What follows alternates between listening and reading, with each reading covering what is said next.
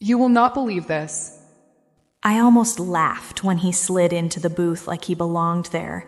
Pressed shirt, too white smile, the kind of confidence that thinks it's charm. The diner smelled like coffee and rain-soaked wool. Neon buzzed in the window. My hands were steady, but my pulse wasn't. "I'm sorry," I said, keeping my voice soft. "This isn't going to work." His grin tightened. "Because you're picky? Because I'm the CEO of Halston Ridge, and my board thinks I'm out of town tonight. Because the last time I trusted a random introduction, it cost me a contract and a piece of my pride." I reached for my purse anyway. Exit, breathe, done. That's when the little bell over the door chimed again. A kid's laugh, small, bright, then a hush. In the booth behind me, a man spoke quietly to a child, the kind of calm that doesn't ask for attention. I didn't turn, I just felt it, the shift in the air. My phone lit up on the table. "Urgent, emergency board vote, 9:15 p.m. Agenda, interim CEO appointment." My throat went dry. Interim CEO meant replacement. A shadow leaned closer from the next booth, close enough that I caught the faint scent of baby shampoo and peppermint. "Don't look," the voice murmured. Male, low, controlled. I froze, staring at the glowing screen like it might change if I blinked. "Your board is lying to you," he whispered, "and the man across from you, he's part of it." I kept my smile polite. The kind you learn in boardrooms when someone says something stupid and expects applause. "I'm sorry," I repeated, softer this time. "This isn't going to work." Across from me, he let out a small laugh like I'd just told a joke. He was handsome in a packaged way, hair too neat, watch too shiny, cologne that arrived before he did. His eyes flicked to my left hand as if searching for a ring that wasn't there. "You didn't even give it a chance," he said. "We've been here, 10 minutes?" It had been 12. I knew because I'd been counting the seconds between his compliments and the moment he'd ask for something.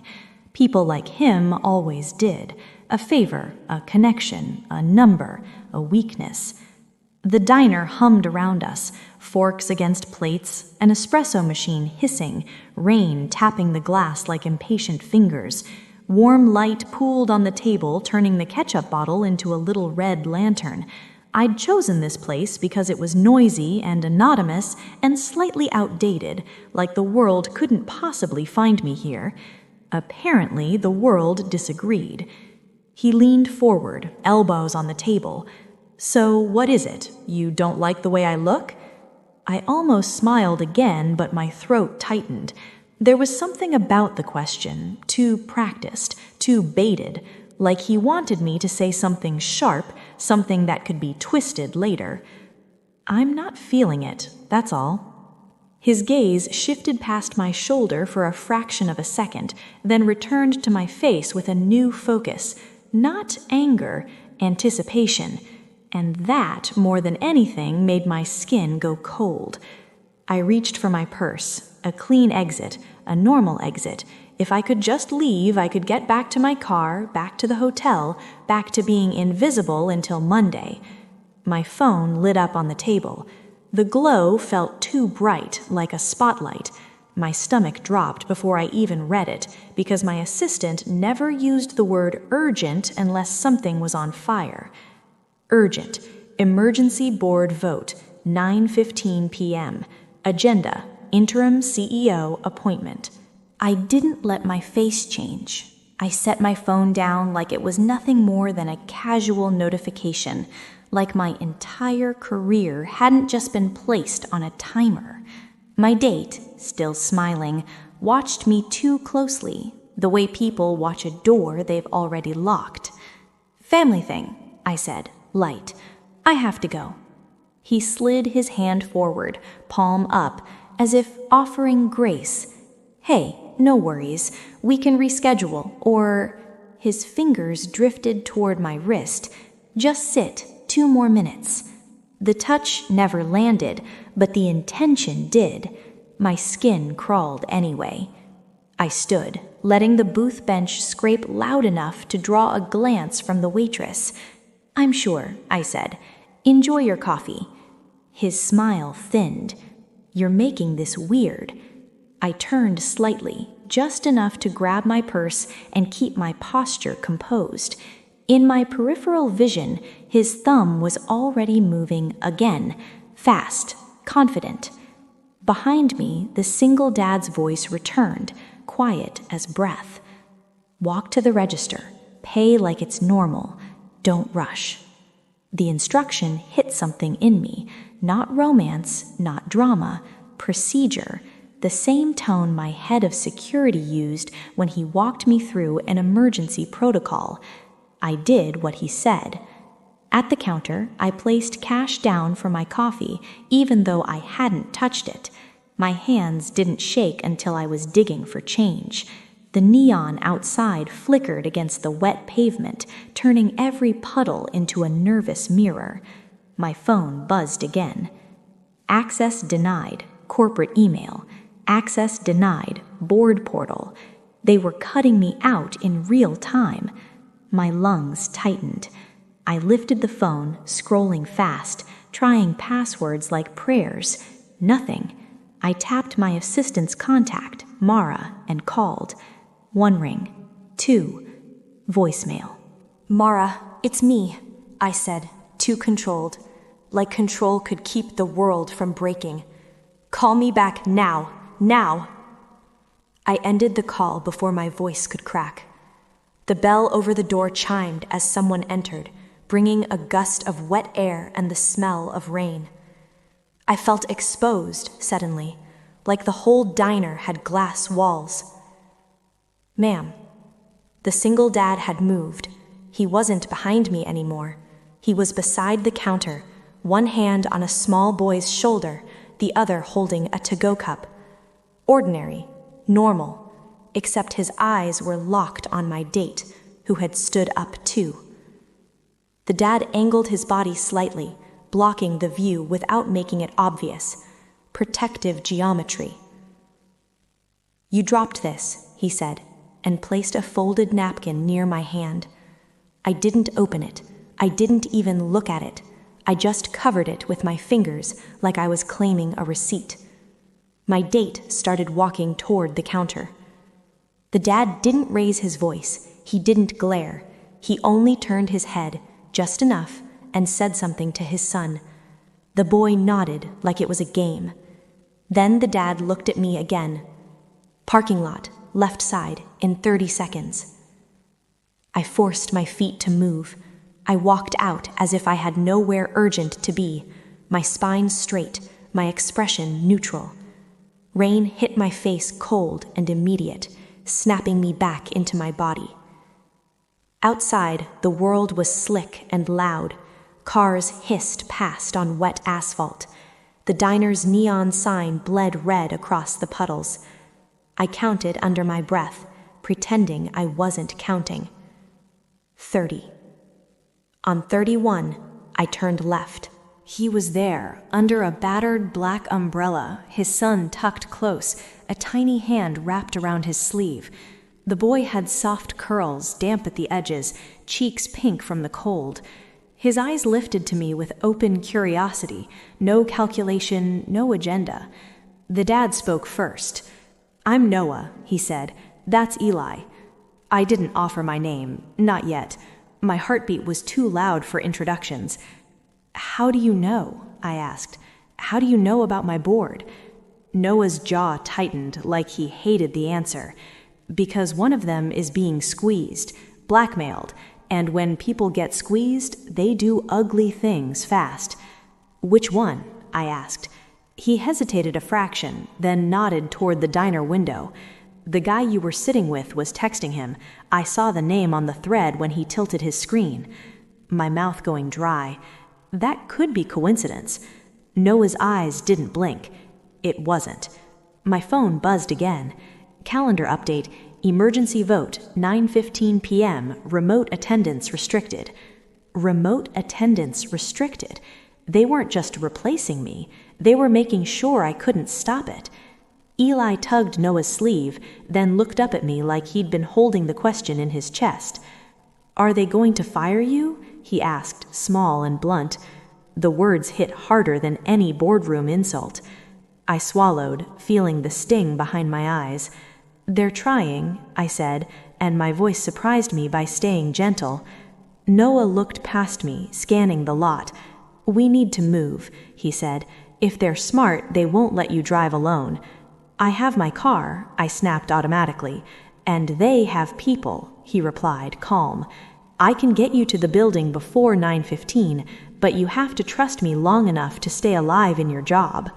Rain slid down my temples. My phone felt useless in my hand.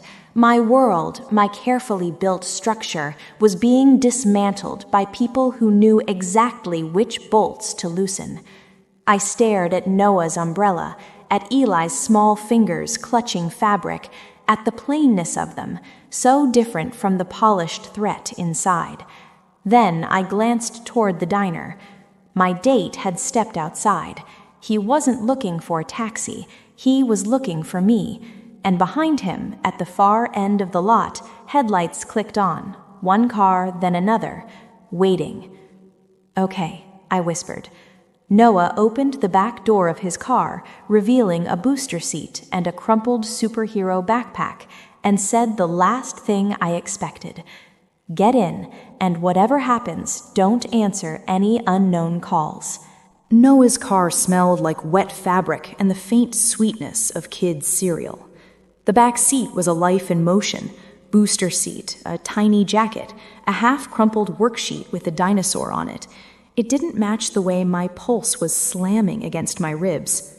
"Seatbelt," Noah said, not looking at me, already checking mirrors. I clicked it in. My hands were colder than the rain. Eli leaned forward between the seats, peering at me like I was a character he hadn't decided to trust yet. "Are you famous?" he asked. "No," I said quickly. Noah's mouth twitched like he almost smiled. "She's busy." Headlights slid across the wet lot behind us.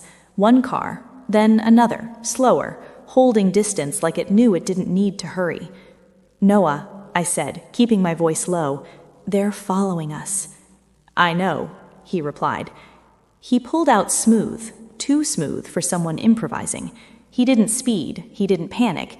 He just took a hard right that wasn't the obvious exit, then another turn behind the diner, cutting between two dark buildings where the streetlights didn't reach. My phone vibrated again. Unknown number. I stared at it until the screen dimmed, like if I ignored it hard enough it would disappear. Noah glanced at my hand. "Don't," he said. "They want to hear you breathe." I swallowed. My throat felt scraped raw. "You're acting like you've done this before." The silence stretched for half a second, long enough to feel like a decision. Then Noah spoke. "I used to work around people like you. Not with you, around you." "What does that mean?" I demanded. He took another turn, then another, guiding the car through side streets that looked identical. Pawn shops, closed laundromats, a flickering pharmacy sign. The two headlights behind us hesitated, then passed straight through the intersection, missing the turn. Noah exhaled once, controlled. "It means this wasn't a blind date." My stomach tightened. "I know that part." "No," he said, "you don't." Eli's small voice popped up from the back, quiet now. "Dad, are we doing a chase?" "No chase," Noah answered instantly. "Just a detour." I stared at Noah's hands, steady on the wheel, knuckles pale. "Tell me what you know." He waited until we hit a longer stretch of road, then reached into the center console with one hand and pulled out his phone. The screen was cracked near the corner, the kind of phone a single dad keeps because replacing it isn't a priority. He tapped, then angled it toward me. A photo filled the screen. A board packet. I recognized it like my body recognized fear. The header, the formatting, the ugly little confidentiality watermark in the corner. Halston Ridge, executive use only. But what punched the air from my lungs wasn't the packet itself. It was my name, printed in bold in the middle of the page, and slashed through with a thick black line, like someone had angrily erased me from my own company. Next to it, handwritten in red ink, Interim CEO, approve. My fingers twitched toward the phone without touching it, like the image might burn. "Where did you get that?" I whispered. Noah's jaw flexed. I shouldn't have it. That's not an answer. He glanced at Eli in the mirror, checking he was distracted by the rain on the window, then lowered his voice. I do building maintenance at night, he said. Not glamorous, but it gets me health insurance for him. Some weeks I pick up extra shifts, deliveries, runs, whatever they need so the place keeps working. My skin went tight. You work at our building? He nodded once. Different floors, different entrances. People like you don't notice guys like me until something breaks. I hated that it was true. My supervisor handed me a stack of printed packets this afternoon, told me to bring them to an office upstairs, executive level. That doesn't happen anymore, I said automatically. We're paperless. Noah's eyes flicked to mine. Exactly. Eli suddenly hummed from the back seat, tracing a shape on the fogged window with his finger. A dinosaur. A long-necked one. My chest squeezed at how normal he was while my world collapsed. I didn't read it, Noah went on. I'm not stupid. I know what gets people fired. I only saw the cover page when the folder slid open, and I saw your name crossed out. My voice came out sharper than I intended. So you stole it? No, I took a photo and put it back. I stared at the screen again, forcing my brain to accept what it was seeing. A physical packet, a red ink note, a crossed-out CEO. My phone buzzed again. This time, it wasn't a call, a text. Unknown number. Smile for the cameras. My blood went colder than the rain. I turned my phone around, scanning the street outside. Streetlights, cars, dark windows. They're tracking me, I said, or they have my number. Noah didn't look surprised. They have more than your number. I swallowed, feeling the panic try to climb my throat. The man at the diner, who is he? Noah's lips tightened. A runner, a lure, someone who wanted you to react. To what? He said simply.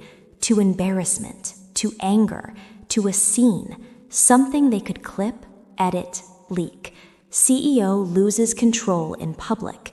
CEO unstable. CEO distracted. Then they vote you out and call it protecting shareholders. My stomach rolled. The diner, the way he tried to touch my wrist, the way he wanted a sharp answer. It wasn't flirting. It was bait. I stared ahead, the city blurring through rain. Why warn me? Noah's silence this time was heavier. When he finally spoke, his voice had a thread in it I hadn't heard before, something old and painful. Because I've seen what happens when people like them decide someone is disposable. Eli's voice floated up again, small and suddenly serious. Dad? Noah softened instantly. Yeah, buddy? Are they bad guys? Noah's grip on the wheel tightened. Yeah, he said quietly. They are. My phone lit up once more, this time a calendar notification. Emergency vote, 9:15 p.m. Location, executive conference room, 42nd floor. Under it, a new line appeared, like someone had just added it. Security notified. Do not admit her. I felt my breath leave my body in one thin, silent pull. Noah saw it. He didn't flinch. He only said, calm as a knife, okay. Then he made a turn toward downtown, the skyline rising through the rain like a wall. We're going in a way they won't expect, he murmured. And for the first time since my phone lit up in that diner, I realized something worse than losing the vote. They weren't just planning to replace me. They were planning to lock me out like I'd never existed. Downtown looked like a watercolor someone forgot to finish. Gray towers, smeared lights, rain turning every street into a mirror that lied about depth. Noah drove with the calm of someone who already knew which corners had cameras and which didn't. I kept checking the time like it could change if I stared hard enough. 8:47 p.m., 28 minutes until they erased me. "Can you call anyone?" Noah asked. "Someone not on company systems?" I tried Mara, she didn't answer, and they locked me out of everything else. The word locked tasted humiliating, like I was a guest in my own life. Noah slowed near a side street that ran parallel to our headquarters, then killed the headlights before turning into a small parking lot behind a closed florist. From here, I could see the glass face of my building through the rain, silent, expensive, untouchable. The lobby lights glowed like a stage waiting for actors. Noah leaned forward, watching the street. "You're not going through the front," he said. "I figured," I whispered, but my stomach still nodded. In the back seat, Eli had gone quiet. He hugged his backpack to his chest, eyes tracking the building as if it were a giant aquarium with something dangerous inside. I opened the folded napkin Noah had slid to me at the counter. The paper was slightly damp, the ink smudged at the edges. 2 lines.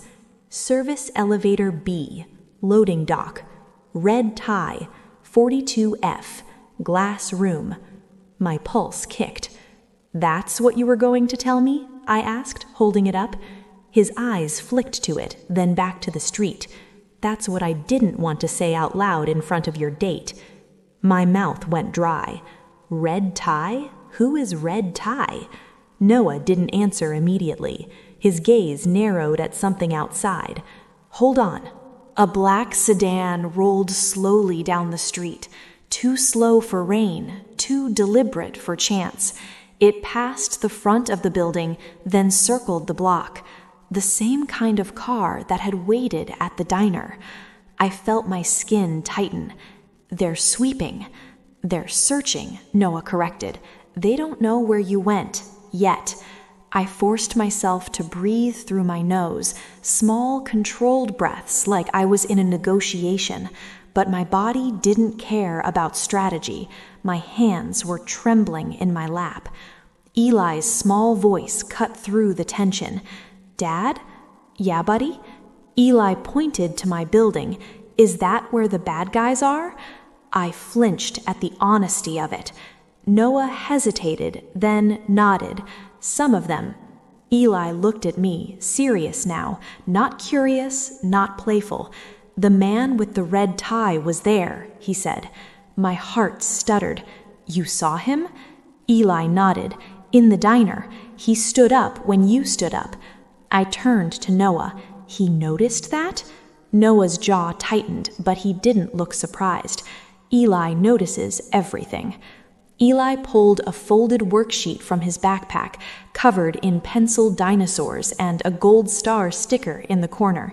He smoothed it on his knees like he was preparing to do homework in the middle of a storm. "What did he look like?" I asked, keeping my voice gentle even as panic clawed my ribs. Eli held his pencil up. "I can draw it." "Noah," I said softly, "let him." Noah's eyes flicked to the time on the dashboard, 8:52, then back to his son. 2 minutes, he murmured. Eli bent over the paper, tongue caught between his teeth in concentration. His small hand moved fast, confident. It wasn't a child's random scribble. It was memory turned into lines. He drew a man, tall, sharp shoulders, a long red tie like a slash down his chest. Then he added something beside him, an oval logo, a capital letter inside it. A G. My throat tightened so hard it hurt. I knew that logo. I'd seen it on investor decks and polite threat emails. Garnet Equity, the activist group that had been interested in Halston Ridge for months. interested in carving it up and selling the pieces like meat. Eli looked up at me, proud. That's him. I stared at the drawing like it was a confession. Noah leaned in and went still. Where did you see the G? He asked Eli, voice carefully calm. Eli tapped the paper. On his folder, he said, when he was talking in the glass place. I felt my blood turn to ice. Glass place? Eli nodded. The booth, but not a booth. Like walls. He waved his hands like he was building a rectangle in the air. He had a room number, too. My breath caught. Which number, Eli? Eli squinted, thinking hard. Then he scribbled it on the worksheet in shaky block numbers. 4207. My stomach dropped so fast I almost got nauseous. Conference room 4207 wasn't on any public directory. It was an executive meeting room behind tinted glass on the 42nd floor, the one we used when we didn't want assistants overhearing. I looked at Noah, rain ticking on the roof like a countdown. That's where the vote is, I whispered. That's where they're doing it. Noah's expression didn't change, but something dangerous sharpened behind his eyes. Then we go through the dock, he said, and we don't waste another second. He started the engine. The sound felt too loud in the dark lot. As we pulled out, my phone buzzed again, one single vibration. Then the screen lit up with a new message. Unknown number. Loading dock is covered too. I stared at it, my hands suddenly numb. Noah glanced at my face and knew without me saying anything. His grip tightened on the wheel. They're closer than we thought, he murmured, and in the reflection of the rain-slicked street ahead, I saw headlights flare behind us, one car, then another, closing the gap like the night itself had decided to follow. The headlights behind us didn't rush. That was what terrified me most. They didn't need to. They just stayed there. 2 cars, a careful distance, like sharks that already knew where the blood would end up. Noah took 3 turns that should have shaken anyone normal. The cars followed anyway. They're tracking your phone, I whispered, holding it like it was poisonous. No, Noah said, eyes forward. They're tracking you. Phone is just the easiest leash. My stomach rolled. I wanted to throw it out the window, but I couldn't, because it was still my only clock, my only proof this was real. 8:58 p.m., 17 minutes. Noah swerved into a dim underground entrance I barely noticed until we were inside. Concrete walls, dripping pipes, the smell of oil and wet dust. The garage belonged to an older building beside ours, the kind no one paid attention to anymore. He parked behind a pillar where cameras couldn't see the plate. Stay low, he said to Eli, then looked at me. No sudden calls, no texts, nothing. Eli nodded like he'd done this before, which made my chest tighten in a way I didn't have time to understand. Noah reached into the back, under the booster seat, and pulled out a thick manila envelope. It was worn at the corners, like it had been handled too many times and never opened in daylight. This, he said quietly, is why I spoke up. I stared at it. Where did you get that? He didn't blink. From a place I clean, from people who think janitors don't read. My fingers hovered before I took it. The envelope felt heavier than paper should, like it contained consequences. I slid a nail under the flap and opened it. Inside were printed emails, real ones, with headers and timestamps, board members' names, private addresses, a chain that made my skin go cold. Garnet Equity, strategy call, interim appointment timeline, proxy votes confirmed. There were proxy forms too, signed, scanned, ready to be counted. I saw my board chair's name more than once. I saw the blind date guy's number in a thread labeled dinner confirmation. My throat tightened as I turned page after page. This wasn't a coup whispered in hallways. It was scheduled, planned, budgeted, and then I hit the timeline sheet, a clean list of steps like a recipe. CEO isolated, travel pretext, reputation pressure, public scene encouraged, remote access restricted, emergency vote held, security denies entry, narrative released, stability and shareholder protection. I felt my breath leave me, slow and silent. Noah watched my face carefully. You see it now?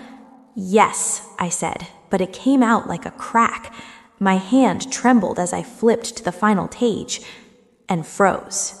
At the bottom was a line, CEO acknowledgement signature, blank.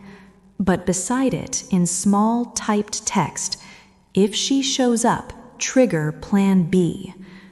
I stared at the sentence until the letters stopped looking like English and started looking like a threat. What is Plan B? I whispered. Noah's jaw tightened. I don't know, but I know what it usually means. My mouth went dry. A trap? A frame, he corrected softly, or a reason to call police, or a reason to make you look unstable, anything that turns you into the problem. Eli shifted in the back seat, hugging his backpack.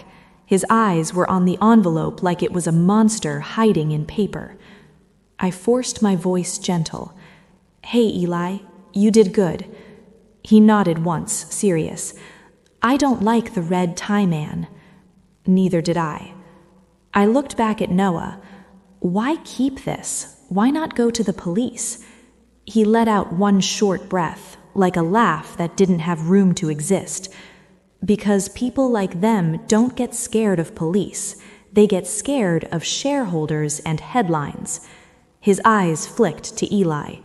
And because I don't get to make mistakes, he pays for them.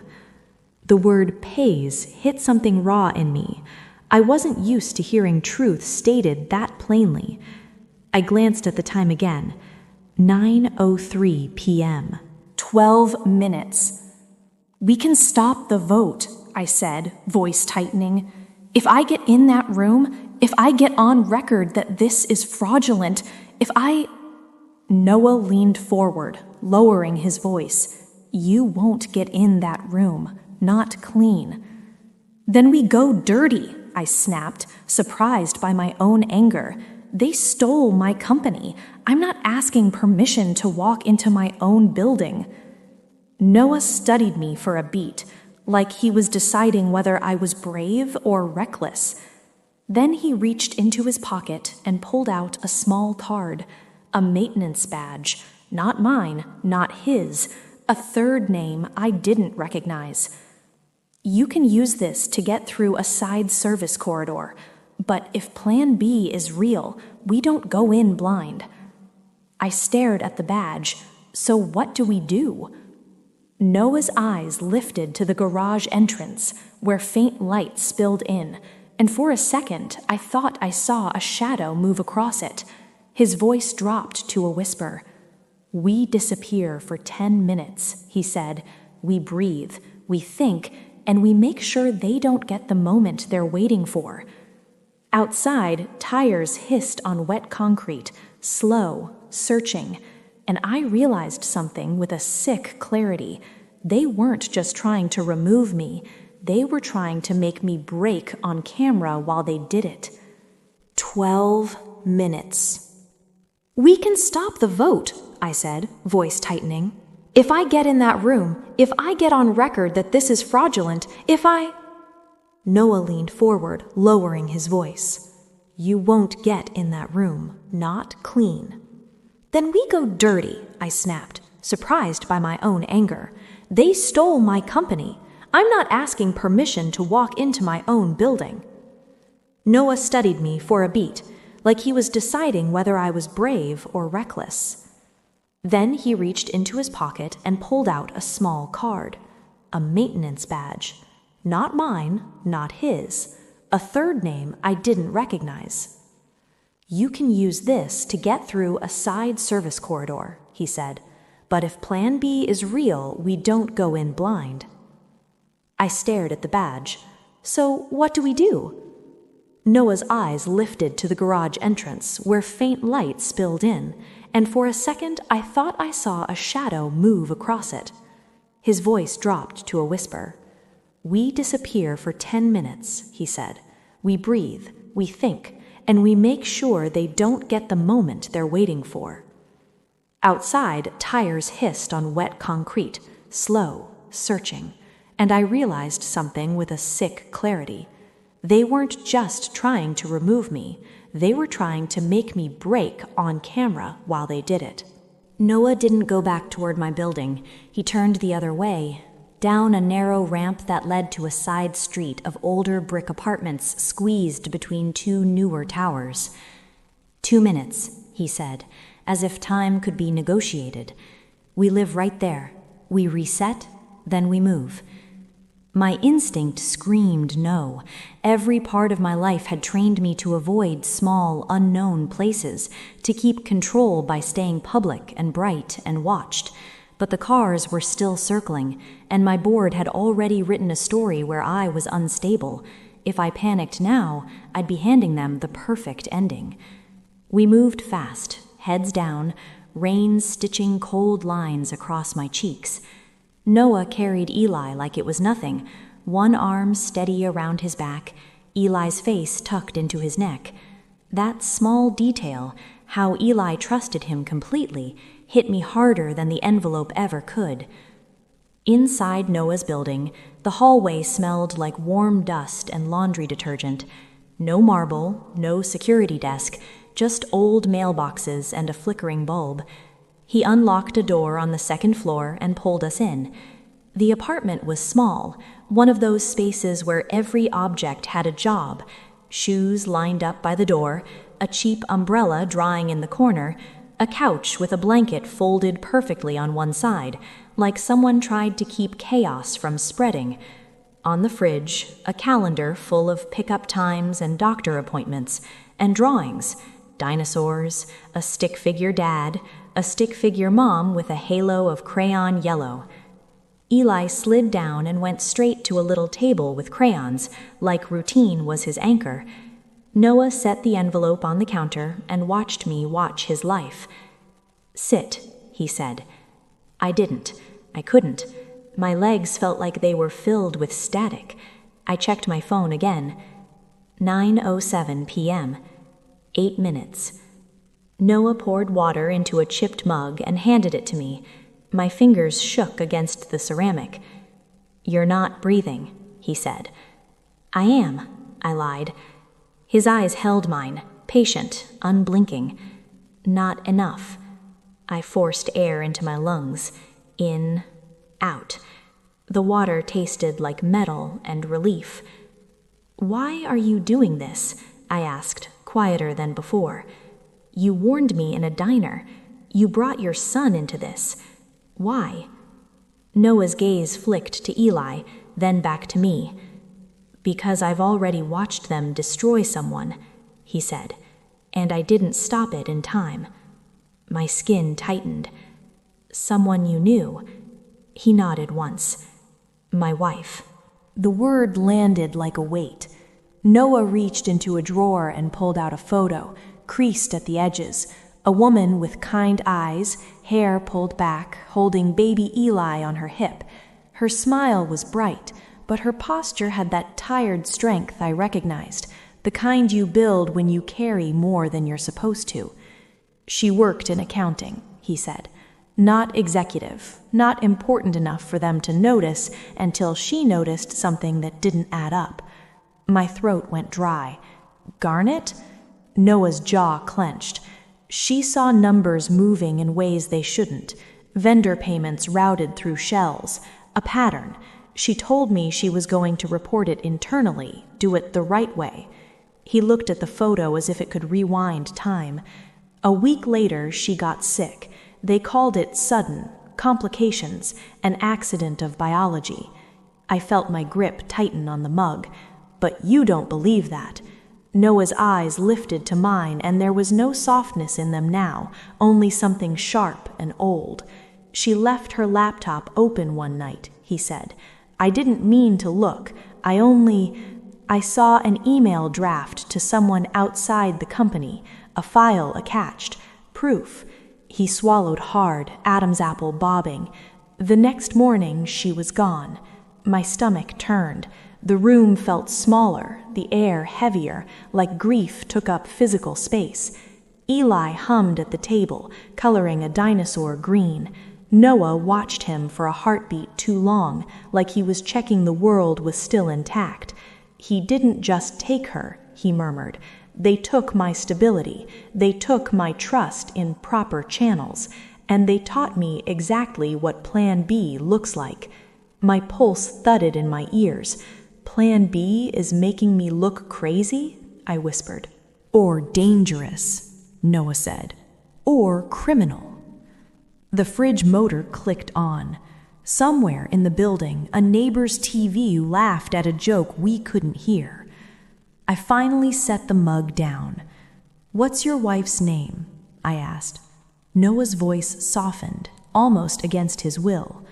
"Lena." I nodded slowly. "I'm sorry." He didn't say thank you. He didn't need to. The apology wasn't for comfort. It was for fact. My phone buzzed again, and my entire body jolted.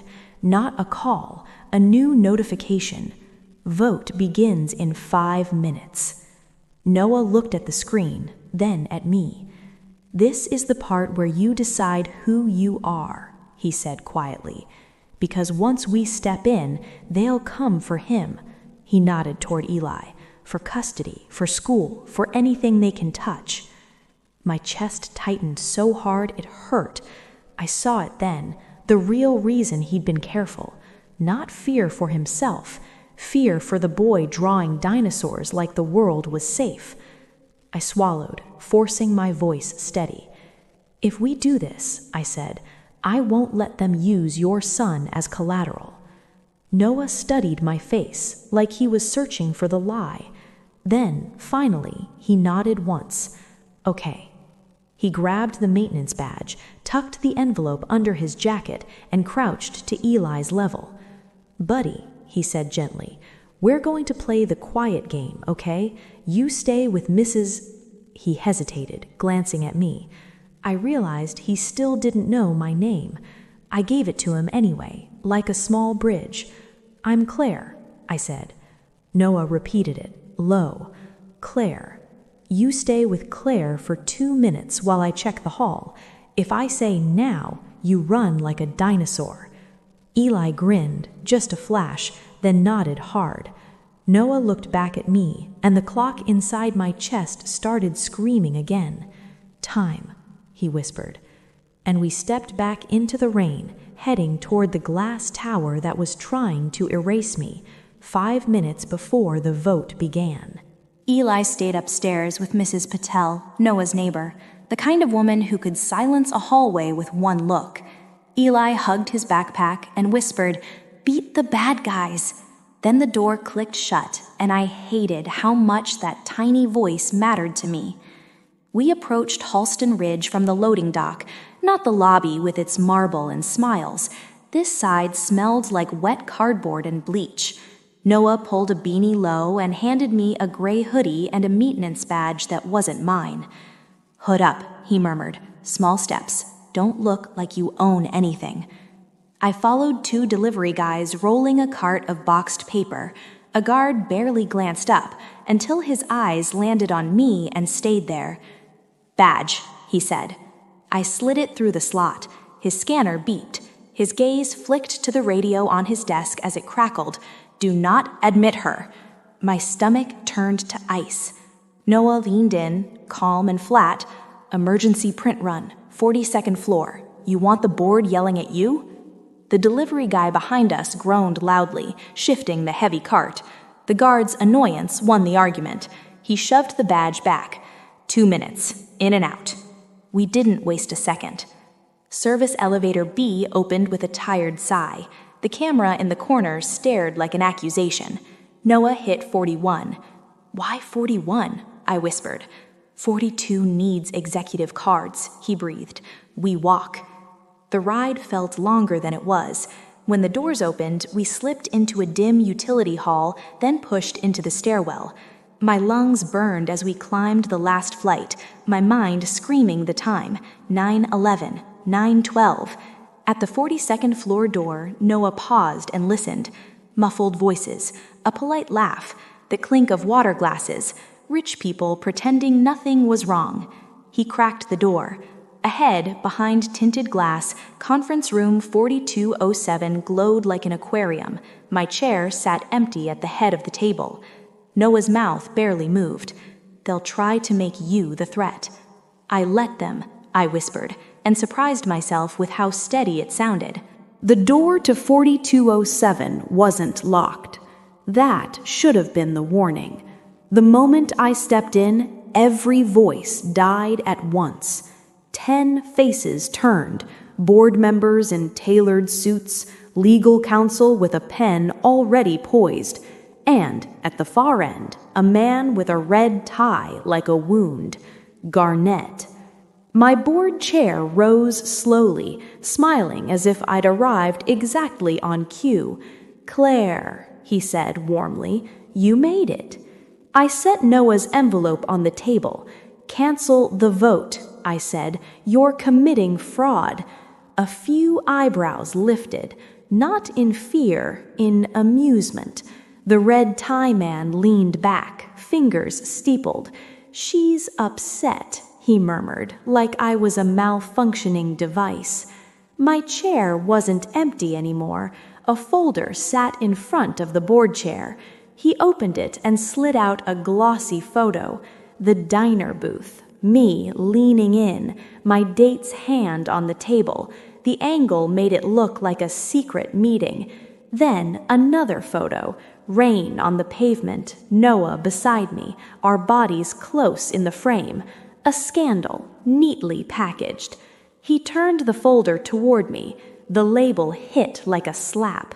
Incident report, CEO conduct. And he added softly, tapping a page beneath it, "We'll need your acknowledgement before we proceed." A blank signature line waited for me like a trap. Noah stepped forward. "This is a setup." The chair finally looked at him, pleasant as ever. "And you must be the helpful stranger." The door behind me opened. 2 security officers entered, quiet, practiced, not rushing, the kind that already knew the ending. My chair's smile didn't change. "Claire," he said, almost kindly, "sit down, sign, and we can discuss what happens to him." His eyes flicked to the envelope, then back to my face. "And to his little boy." The door to 4207 wasn't locked. That should have been the warning. The moment I stepped in, every voice died at once. 10 faces turned, board members in tailored suits, legal counsel with a pen already poised, and at the far end, a man with a red tie like a wound. Garnett. My board chair rose slowly, smiling as if I'd arrived exactly on cue. "Claire," he said warmly, "you made it." I set Noah's envelope on the table. "Cancel the vote," I said. "You're committing fraud."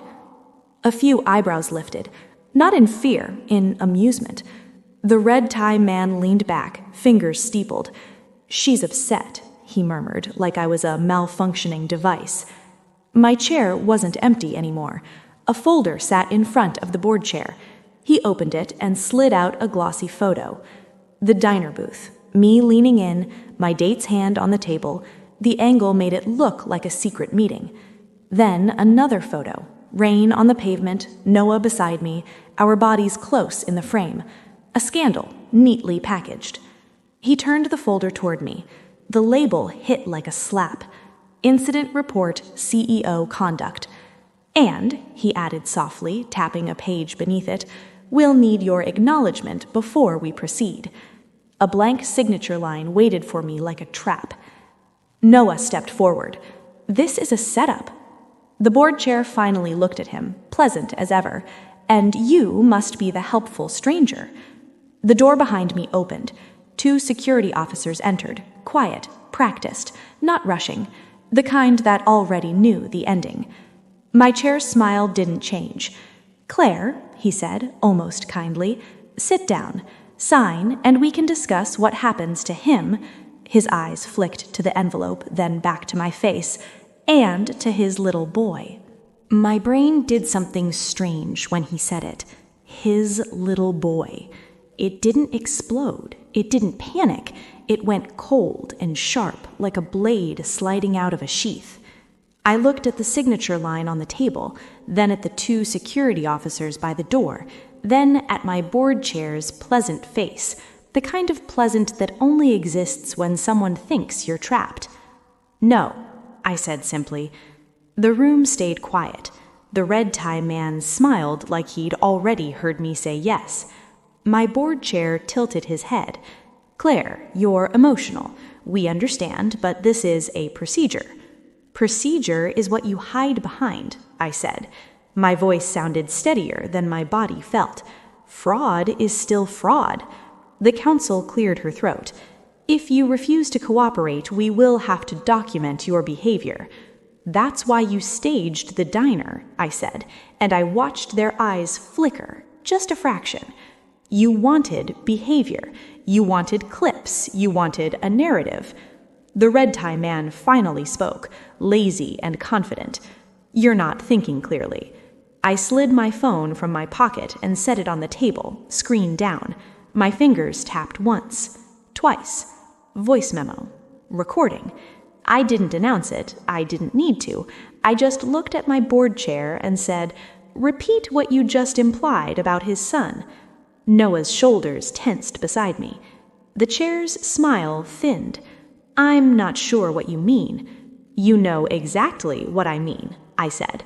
"Tell the room what happens to Noah and Eli if I don't sign." For the first time, the chair looked annoyed, like I was breaking the script. He leaned forward slightly. "Claire, you're trespassing in a restricted meeting. Security can remove you. And Noah," his eyes slid to him like a nice, "is in possession of materials he shouldn't have. That becomes theft. That becomes a report." My stomach tightened, but I forced my face to stay calm. "And Eli?" The chair sighed like I was tedious. "A single father with a theft accusation doesn't look great in family court, does he?" Noah's breath hitched, one sharp sound he tried to swallow. I reached back and touched Noah's sleeve once, grounding. "I'm here." The red-tie man stood up at last, smoothing his jacket as if this was simply business. "We can do this the easy way," he said, "or we can do this publicly." I almost laughed. "That's the first honest thing you've said." One of the security officers stepped closer. "Ma'am, you need to come with us." I slid the envelope toward myself and stood, keeping my movements slow. "No," I said, meeting his eyes. "I'm leaving." The officer's jaw tightened. "Now." Noah leaned in, voice barely moving. "Don't fight them. That's what they want." I nodded once. Then I did the one thing they didn't expect. I smiled. Not warm, not friendly, just controlled.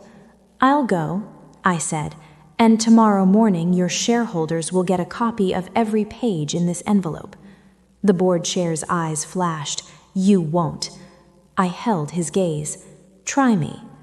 Security escorted us out, not rough but firm, hands hovering near elbows, guiding us through the glass hall like we were contagious. I kept my chin up, the way I did walking into earnings calls even when my stomach was falling through my body. In the stairwell, the moment the door shut, Noah's phone buzzed. He looked at the screen and went pale. "What?" I asked, my voice suddenly small. He showed it to me. A text from an unknown number. "CPS is on their way to your apartment. Someone reported you left your child with a stranger."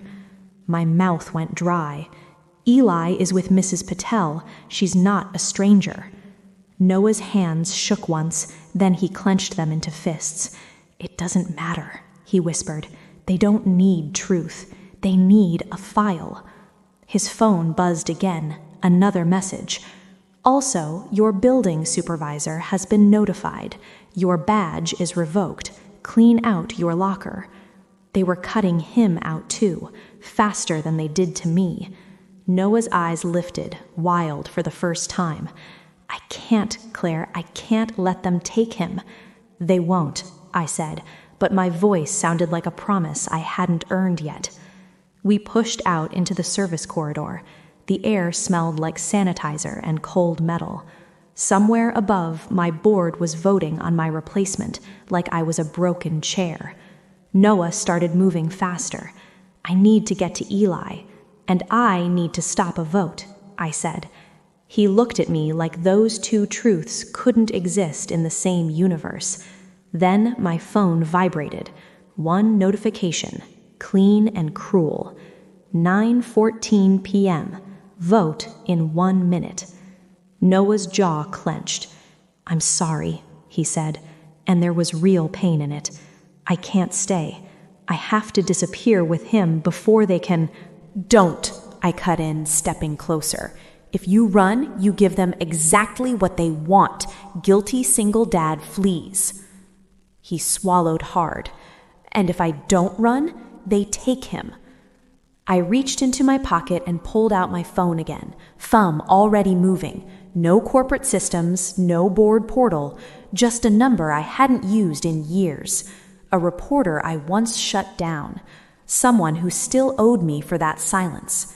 Noah stared. What are you doing? I looked straight at him. Going public, I said, voice low and absolute. If they want a story, we're going to write it first. His phone rang. This time it wasn't unknown. Mrs. Patel. Noah answered on the first ring. Mrs. Patel? Her voice came through tinny and urgent, and I felt my blood turn to ice before she even finished the first sentence. Noah, she said, breathless, someone just came to the door asking for Eli by name.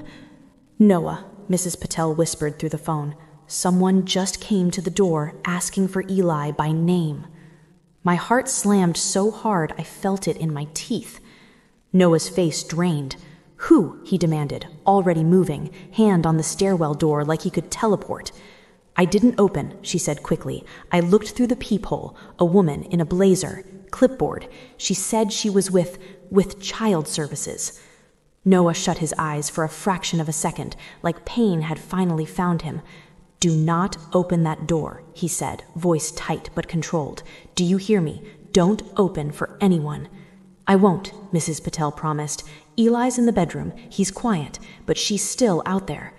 I stepped closer, my own voice cutting in. Mrs. Patel, this is Claire. If they show any badge, don't engage. Tell them you have legal counsel on the way. Say it through the door. Mrs. Patel didn't even hesitate. Okay, dear. Noah's grip on the phone was white-knuckled. Call me if she leaves. Call me if anyone else arrives, if anyone raises their voice, anything. He ended the call and looked at me like he was drowning. I have to go, he said, and his voice wasn't a decision, it was instinct, right now. And if you go, I said softly, they'll spin it as abandonment. They already wrote the report. Noah's eyes flashed. Then what do you want me to do? Stand here while they take my son? I reached out and grabbed his sleeve again, harder this time. I want you to win, I said, not survive.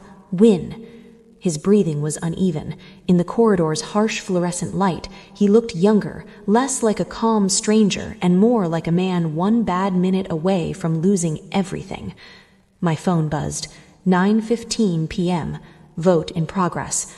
Somewhere above us, in that glass room, my chair was being offered to someone else like a gift. I made a choice so clean it felt almost quiet. We turn it into daylight, I said. Noah blinked. What? We don't beg to get into their meeting, I continued, voice sharpening. We don't fight security. We don't take the bait. We make them afraid of the only thing they can't control, exposure. Noah stared at me, still on the edge of flight. How? I pulled the envelope from under my jacket and flipped to the timeline page, finger tapping the list like it was a map. Plan A depended on me being locked out, I said. Plan B depends on you panicking, so we don't panic. We set the trap. My fingers moved faster than my fear. I opened a secure cloud folder on my personal account, one I'd used years ago before corporate systems. I began photographing the pages, uploading them. Proof, headers, names, Garnett's logo. Noah watched, breathing hard. If you do that, if I do that, I cut in, they can't pretend this is about stability. They can't spin it as CEO emotional. They'll have to answer for forged votes and an activist takeover. And if they're forced into damage control, your CPS report becomes obvious retaliation. Noah's jaw clenched. You're betting on them being scared of the truth. I'm betting on them being scared of money, I said. His eyes flicked toward the stairs again. But Eli, I'm not leaving him, I said, and the words came out like a vow. Listen to me. You don't run alone. You don't vanish with him. You stay visible, with witnesses, with documentation. If CPS arrives, Mrs. Patel records through the door, and I'm calling someone who will make this too loud to ignore. I hit dial, a number I hadn't spoken to in years. It rang once, twice. A woman answered, sharp and awake. This better be worth it. Jasmine, I said. It's Claire Houston. A pause, then a low laugh. Well, that's a name I didn't expect tonight. I have documents, I said. Board fraud, Garnet equity, and they're sending CPS to intimidate a single dad who witnessed it. Silence shifted on the line, the kind that meant a journalist's spine had just straightened. Where are you? Jasmine asked. In the building, I said. Service corridor. The vote is happening right now. Send me what you have, she said, and stay on the line. I uploaded the folder link and texted it. My hands weren't shaking anymore. Noah stared at me like I'd just lit a match in a dark room. You're doing this now? Yes, I said. Right now. My phone chimed immediately, Jasmine's reply, like she'd been waiting with her finger over the screen. Live in 7 minutes. Can you get to the lobby? I want you on camera. Noah's face tightened. On camera? Claire, they already are, I said, thinking of the diner photos, the staged angles. At least this time, we control the frame. Noah's phone buzzed again. Mrs. Patel. She's still outside. Another car just pulled up. Noah made a sound, half rage, half fear. I looked at him. If we do this, I said, voice low, they'll come for you harder. He swallowed, eyes wet but refusing to spill. And if we don't, he whispered, they take him anyway. That was the choice, not between safety and danger, between quiet loss and loud risk. Noah exhaled, long and shaking. Then he nodded once, like he was signing something with his soul. Okay, he said, tell me what to do. I tightened my grip on the envelope. We walk into the lobby, I said. We let the cameras see us, and we make sure the world hears the truth before your board finishes counting votes. The lobby of Houston Ridge was built to make people feel small. Marble floors that reflected your face back at you, glass walls that turned you into a silhouette, security desks positioned like judges. Tonight, it felt like walking into a courtroom where the verdict had already been printed. Noah kept his shoulders square, but I could see the tension in his jaw, the way he scanned every corner like Eli might be hidden behind a pillar. My phone was hot in my hand. Jasmine was still on the line, her voice low and fast in my ear. I'm live in 3, she said. You see the cameras? Yes, I murmured, eyes flicking to the ceiling domes. Good. Keep the envelope visible. Make them react. Security recognized me instantly. One officer stepped forward. Miss Houston, you are not authorized. Save it, I said, calm. Calm was a weapon now. I'm here to deliver evidence of board fraud. He reached for his radio, but I was already moving. Jasmine's voice cut in. 2. Noah leaned close. Claire, I know, I whispered. Stay beside me. Jasmine, 1. You're live. I lifted my head and faced the lobby camera like it was a boardroom. My name is Claire Halston, CEO of Halston Ridge, at least until my board finishes an emergency vote designed to remove me without due process. Tonight, I was set up on a blind date arranged to keep me occupied while they restricted my access to company systems. I have documents showing proxy vote manipulation and coordination with Garnet Equity.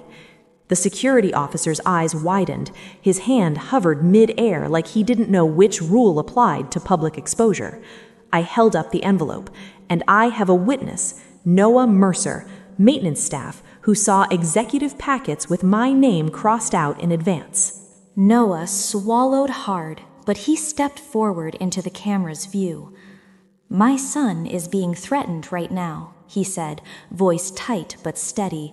Someone reported me to Child Services minutes after I helped her. They're using him to shut me up.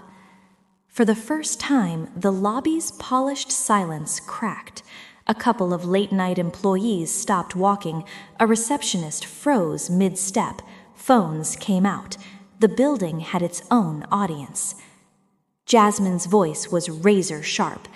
Claire, can you confirm what's happening upstairs right now? Yes, I said.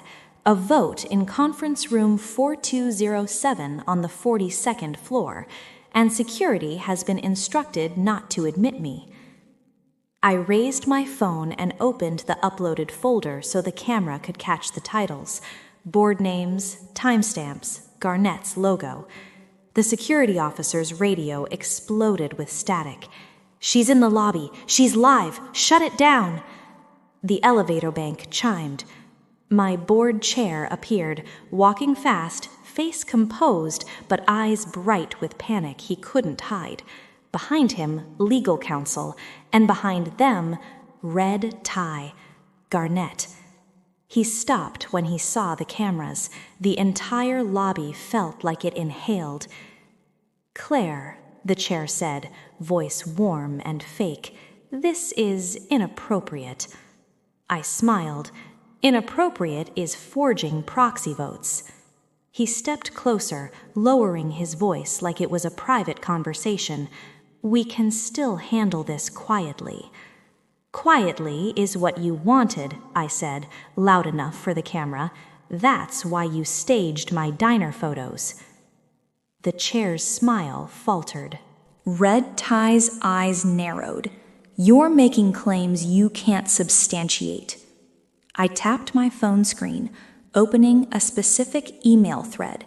Names visible, subject line visible, the phrase interim appointment timeline. I can, I said, and you know it.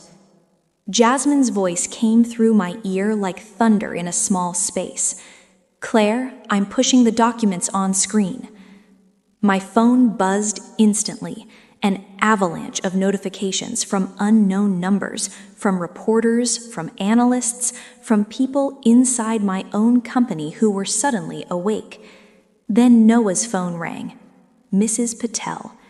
He answered with shaking hands. Mrs. Patel? Her voice came through loud enough that I heard it without trying. They left. The woman with the clipboard got a call, looked scared, and walked away. Eli is safe. Noah closed his eyes, his entire body sagging for 1 second, relief so sharp it looked like pain. The board chair heard it too. So did Red Tie. And I watched the calculation happen in real time. Retaliation was now visible, documented, public. Their leverage was dissolving. The chair's radio crackled again from somewhere behind him. Vote paused. Legal says pause. Too much exposure. Red Tie took 1 step back, the first retreat I'd seen from him. My board chair's mouth opened, closed, then opened again, switching tactics like a man changing masks. "Claire," he said, "we should—" "No," I said, cutting him clean. "You're done." I turned slightly so the lobby camera caught my full face. As of this moment, I am placing the board chair and any participating members on administrative review pending investigation. I'm requesting immediate outside counsel and notifying regulators. The words were big and dangerous, and I didn't know yet how many would hold up legally, but I knew this: once you shine a light, roaches scatter. Red Tie's jaw tightened. He leaned toward the chair and whispered something I couldn't hear. Then he looked at me, cold, assessing. "You're making an enemy," he said softly. I held his gaze. I already had one. He turned and walked away, fast, disappearing toward the elevators like he could outrun the internet. The board chair stayed, eyes flicking between cameras and security and the growing crowd of employees. His power depended on silence. Silence was gone. Noah stood beside me, shaking but upright. A single dad who'd been treated like collateral, now framed as the key witness. He whispered, barely moving his lips, "It's happening." I exhaled slowly, feeling something in my chest unclench for the first time all night. "Yes," I whispered back, "we're not invisible anymore." And as the lobby filled with murmurs, recordings, and the sound of a story turning in our favor, I realized the twist I hadn't expected when I walked into that diner. The person who saved my company wasn't an executive. He was the quiet man in the next booth, who had everything to lose and still chose to tell the truth. If this story stayed with you, the next one is already on your screen. Click to keep watching and subscribe for more real stories like this.